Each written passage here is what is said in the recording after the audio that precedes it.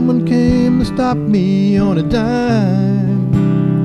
I spent most of the next days looking at the x-rays, talking about the options and talking about sweet time. And I asked him when it's thinking that this might be the real end. How's it hit you when you get that kind of news? Man, what do you do? I went skydiving, I went Rocky Mountain climbing, I went 2.7 seconds on a bull named Fu Manchu. And I loved deeper, and I spoke sweeter, and I gave forgiveness I've been denying. I said, someday I hope you get the chance to live like you were dying.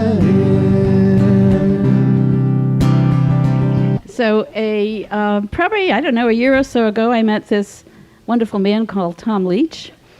And Roz, who I've known for such a long time, and she came up to me and she says, "You've got to hear his story." She says, this is my significant other, and he's got a story to tell.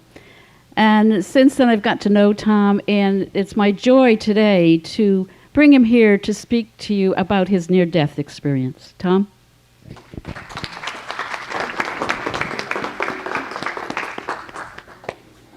When Reverend Rose first asked me to do this talk, I was filled with excitement and joy, and that rapidly turned to fear and terror.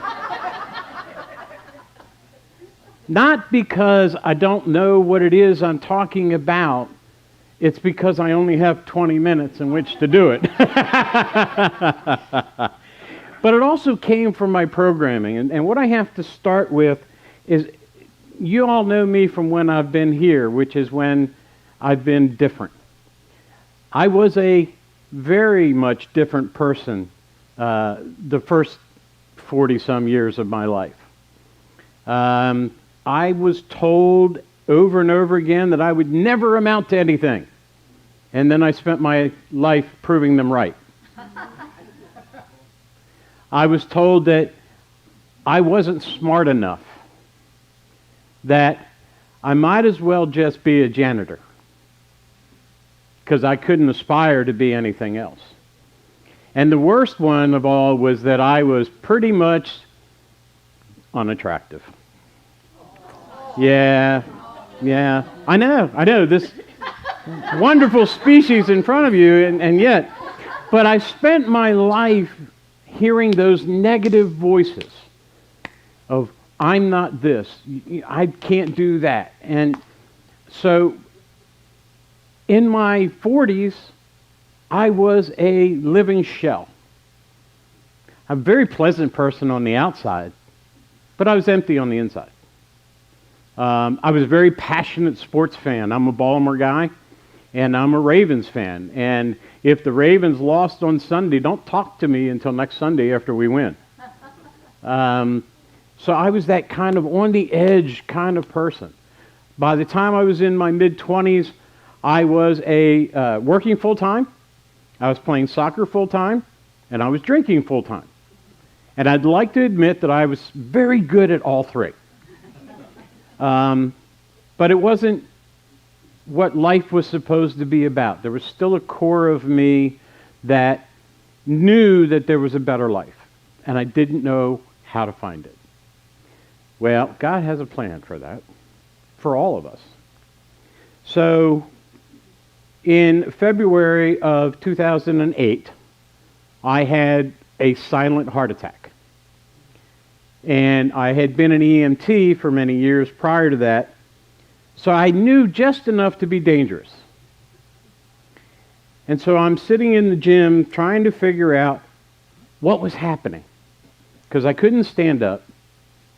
I couldn't sit down, so I had to lay down on a bench and call the paramedic.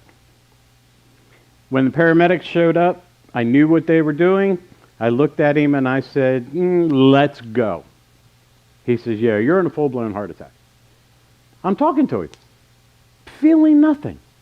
And all the other heart attacks that I had been on, the people were in a lot of pain, and we tried to alleviate that pain. So that kind of threw me off just a little bit. Then we get to the hospital, and they put me in a room that's probably this big. I could reach on either side. And they're running around trying to, work on me. And I can hear the monitor behind me. And I know what it sounds like. I also know what it sounds like when it's not working. Or straight line, as it's called. So I heard the monitor go straight line. And my logical brain says, that's probably not a good thing. I had a nurse who was in my face, literally in my face, saying, Mr. Leach, please stay with us. Keep your eyes open. We need you to keep your eyes open. And I'm looking right at her. She had blonde hair. She had blue eyes. She had pink scrubs. And I'm talking to her, and she never heard a word. Again, my mind said, this might not be a good thing. I've been a photographer in my life as well, so I know the difference of an angle, what it does to change a photograph. When you start looking at somebody's forehead instead of into their eyes, something is changing. And not long after that, I entered what would be called a tunnel by most people, because we can't really describe what it is.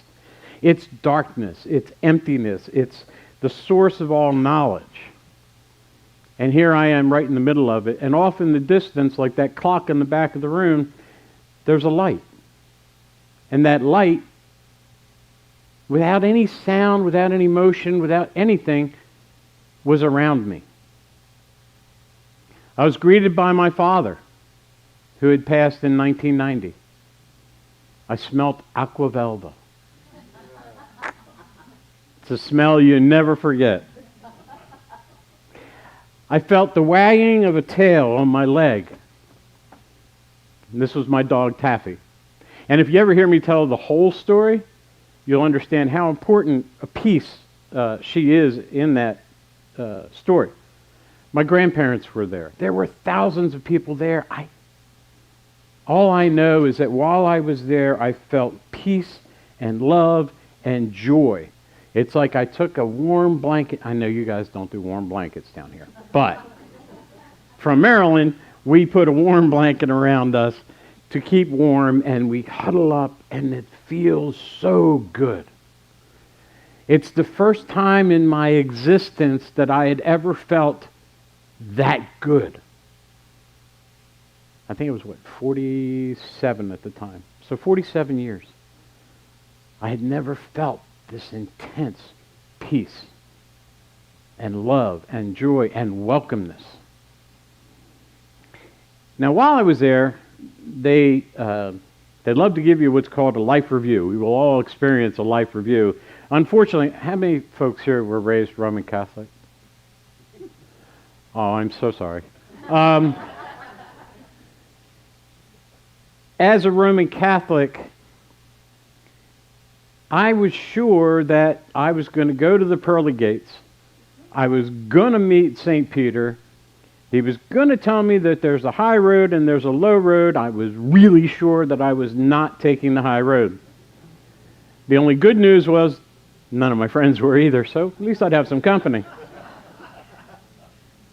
But this is what I was afraid of. I was deathly afraid of dying.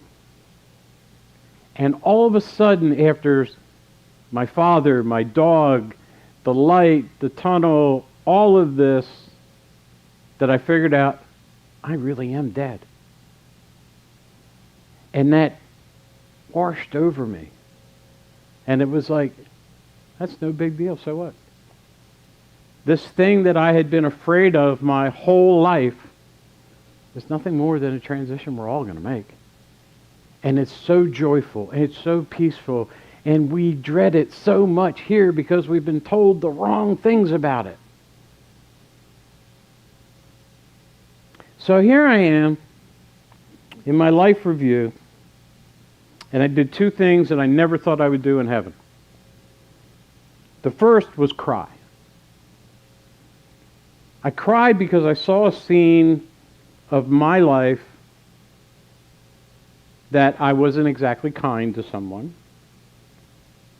And I saw it from their perspective. So in other words, I heard the words coming into their ears and felt their emotions. And it was probably one of my lower moments in life. And so I cried. I also saw the best moment of my life. And it's nothing like what we have been taught. Didn't have to do with any cars or houses or jobs. And I'm lucky enough I have a photograph of this moment so I can relive it whenever I want.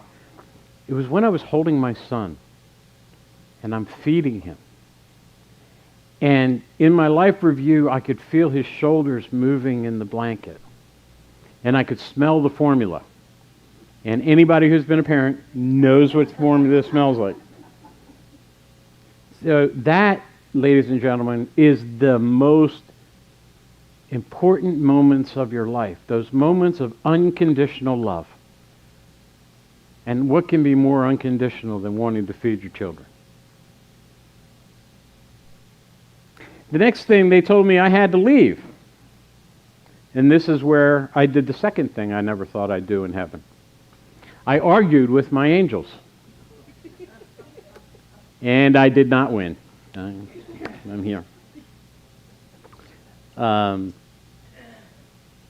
Last week we talked about a man some 2,000 years ago who we weren't very kind to, who we killed. We put him in a grave. And 3 days later, he came out of that grave and gave us hope and joy and love that he had been talking about for 33 years. We all have the opportunity to be reborn every day. In some traditions they call it dying daily. So you don't have to literally die to be reborn. Some places carry it too far, as with anything.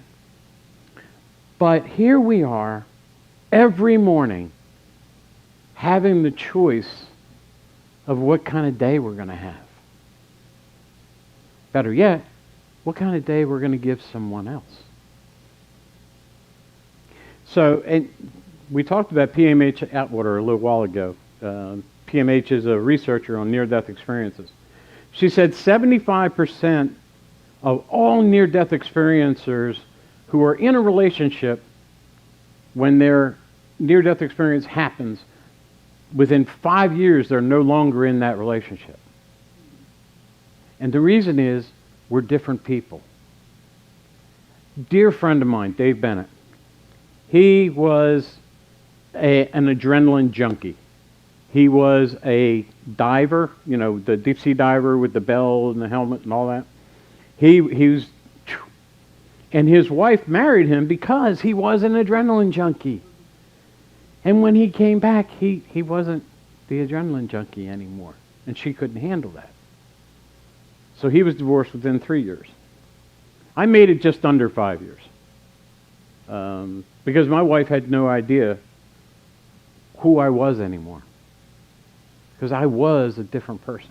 Not just the talked about different person. I didn't get excited about football anymore. I still love it, don't get me wrong.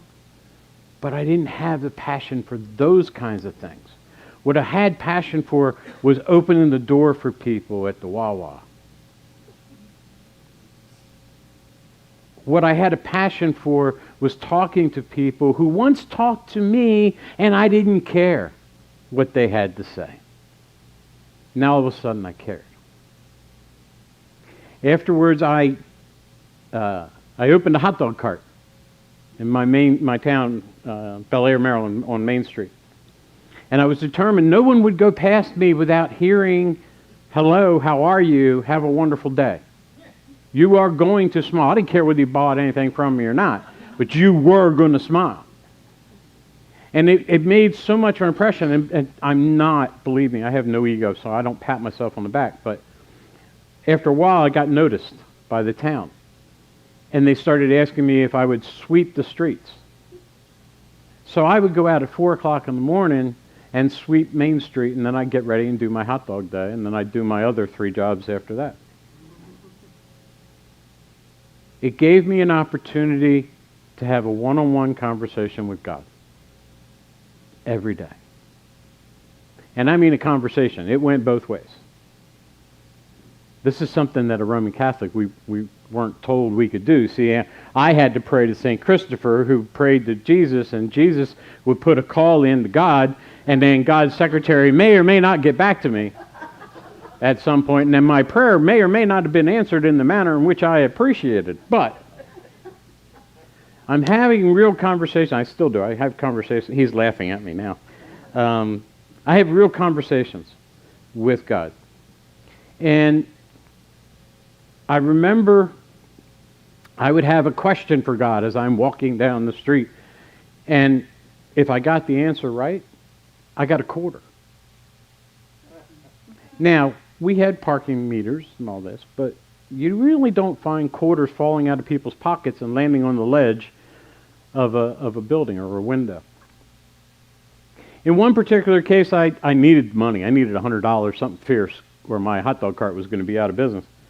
And I prayed, I said, God, I'm sorry, I need, by the end of the day, I need $100, and we got to find it somewhere. And I took 3 steps, and here's a crisp, fresh $100 bill laying on the ground. So I already knew that God existed. I knew that God answered our prayers. I didn't know God carried cash. Good thing to know. But I was a different person. So much so, I actually walked next to a friend of mine from high school for about 10 minutes, and he started telling me a story of something him and a friend of his had done in high school. And I'm like, yeah, I know, I was there. And it was at that moment he realized that he was talking to me. He had no idea who I was. Before my heart attack, I weighed 285 pounds. The reason I weighed 285 pounds is because I didn't like me.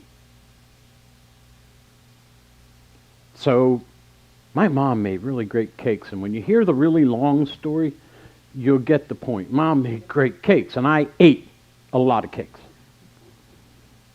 But I didn't like me, so much so that I could not look in a mirror. I didn't like me. I used to have hair. And it curls in the back. So I learned to curl my hair with one of those round brushes. Never looking at the mirror. I got really good at doing that.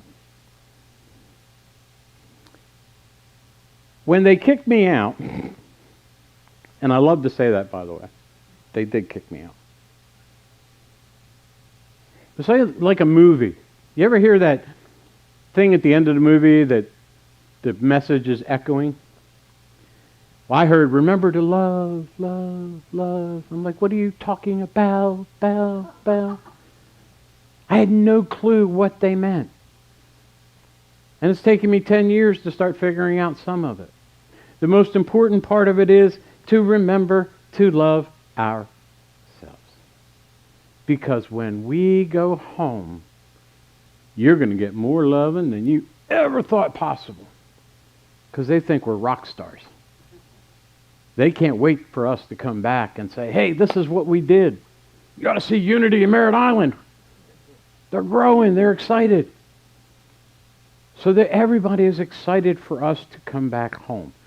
The choice, folks, in rebirth, in living your life as a different person, always begins with you.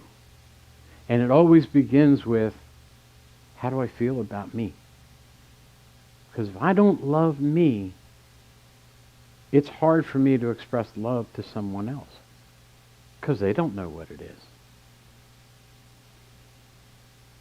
So I'm telling you today that yes, it is wonderful where we're going.